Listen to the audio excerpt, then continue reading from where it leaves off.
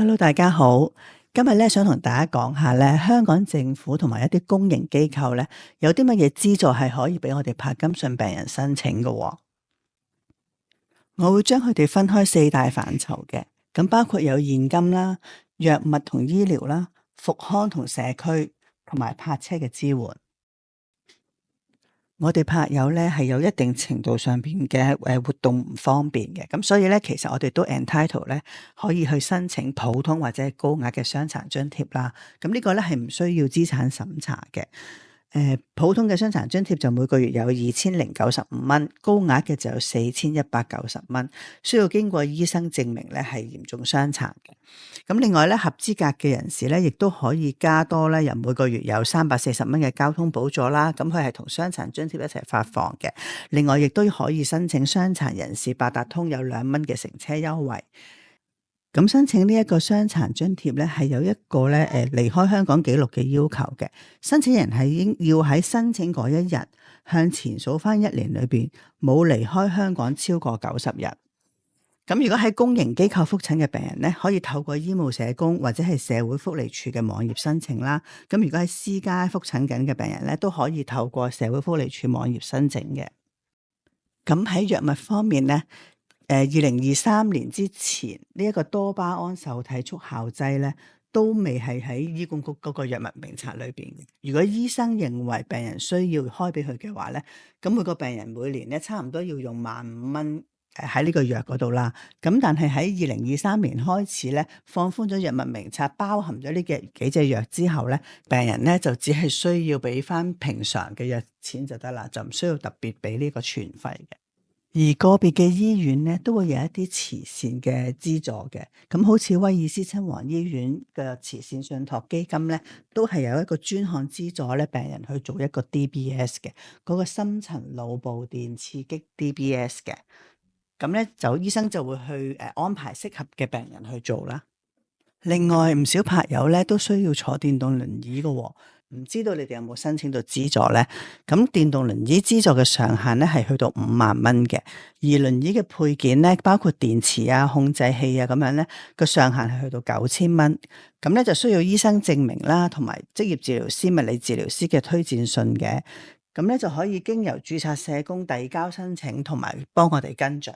好啦，如果我哋真係想申請一啲嘅資助係需要醫生評估嘅話咧，咁我哋就要上網度睇清楚晒，要需要啲乜嘢文件啦，我哋係符合嗰個資格啦，咁然後準備晒所有資料咧，就喺覆診嘅時候同醫生講，咁就順便揾埋醫務社工一次過搞啦。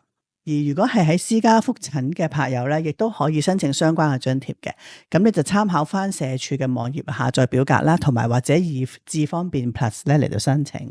另外咧，我香港柏金遜症會咧都提供好多支持俾我哋柏友啦，同埋我哋嘅照顧者嘅。咁我都好鼓勵大家咧早啲登記，早啲參與佢哋嘅活動。咁咧就善用社區嘅網絡去幫翻我哋自己，等我哋多啲同路人可以互相支持行呢一條路。跟住落嚟同大家介紹下咧，有3個項目咧係進行緊嘅，咁都好鼓勵大家參加。咁第一個咧就係賽馬會柏動愛柏金遜症關懷計劃嘅。咁佢呢一個計劃咧就係由2023年去到2026嘅，由賽馬會慈善信託基金捐助，香港大學行為健康教研中心同埋護理學院同埋香港復康會合辦嘅。咁都係非常之好嘅。咁咧，其實佢哋推廣就係早關注患症風險啦，早診斷，而且接受復康嘅支援，同埋早護理身心健康。咁佢哋有一連串嘅活動咧，係圍繞住呢個主題。咁包括係一啲上堂啦，一啲一齊做嘅運動啦，或者一啲身心靈嘅放鬆嘅。咁都好鼓勵大家去參與。第二個咧係賽馬會護老導航照顧者支援計劃。其實咧，病人有病人嘅辛苦啦，照顧者亦都有照顧者嘅辛苦嘅。柏金遜病咧已經開始咧趨向年輕化。咁如果係一啲後生嘅柏友，譬如40幾、50幾歲，甚至60幾歲咧，可能我哋個父母都仲喺度咧。我哋除咗係一個病人之外，都有機會同時係一個照顧者嘅。咁所以咧，其實照顧者咧都係需要有支持嘅。咁而賽馬會慈善信託基金咧就喺2023年咧撥款2億9千萬，就喺香港、九龍、新界唔同嘅地點咧，都設立咗一啲以照顧者為本嘅支援中心。咁咧就預計喺5年內咧，可以服務超過25,000個照顧者，同埋13,000個有需要嘅長者嘅。咁同時咧，就希望提升社區人士對於照顧者嘅關注啦，推動照顧者友善嘅社區。第3個係賽馬會智齒保健計劃。咁喺2024年嘅2月至到2027年嘅2月進行嘅。呢個計劃嘅背景咧，係因為近年有一啲嘅研究顯示腦退化症咧係同口腔健康咧有密切關係嘅。咁咧呢一個嘅計劃咧，目的就係要為一啲確診咗嘅腦退化症或者係帕金遜症嘅病人咧，提供一啲免費嘅基本牙科服務，半年裏邊有1至2次，由醫生決定嘅。其實咧，我自己都有 join 到呢個智齒保健計劃嘅。咁我去到嘅時候咧，就姑娘幫我喺個手機嗰度裝咗個 app 啦。咁喺醫生檢查完之後咧，就會喺個 app 度睇翻晒自己嗰個狀況係點樣嘅。咁我現場都見到咧，啲護士同事咧教啲老人家咧點樣刷牙咧係好有心機嘅。咁所以咧，我相信都係對病人嚟講係好得益嘅。跟住落嚟咧，就係如果揸開車嘅朋友咧，都可以咧向運輸署申請一個殘疾人士泊車許可證。咁呢個證咧係有分藍證啦，就即係我哋自己揸車啦，朋友。咁而灰證咧就係有人接載我哋啦。咁呢個人咧通常都係夫婦啦、關係啦，或者係兄弟姊妹嘅。咁灰證嘅原則咧就係每名殘疾者咧就係一個親屬一架車。咁特殊情況咧最多係俾3架車嘅。咁而呢個優惠咧，就係佢可以有優先可以泊嗰啲嘅劃咗位係 for disable 嗰啲車位啦。咁因為嗰啲車位係普通其他人係唔可以泊嘅。咁我哋自己就要去到嗰個場地咧，再去核實佢有啲乜嘢優惠可以俾到我哋。最後就係呢個殘疾人士登記證，俗稱嘅白卡啦。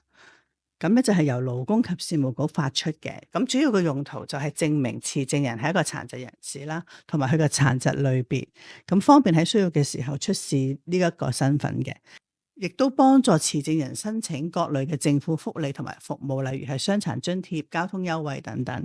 咁亦都喺工傷同埋交通意外賠償嘅申索裏邊咧，就方便提供法律同埋醫療嘅證明啦。咁而嗰張證上邊咧係有相同埋有個人資料嘅，咁亦都唔係咁容易可以濫用得到。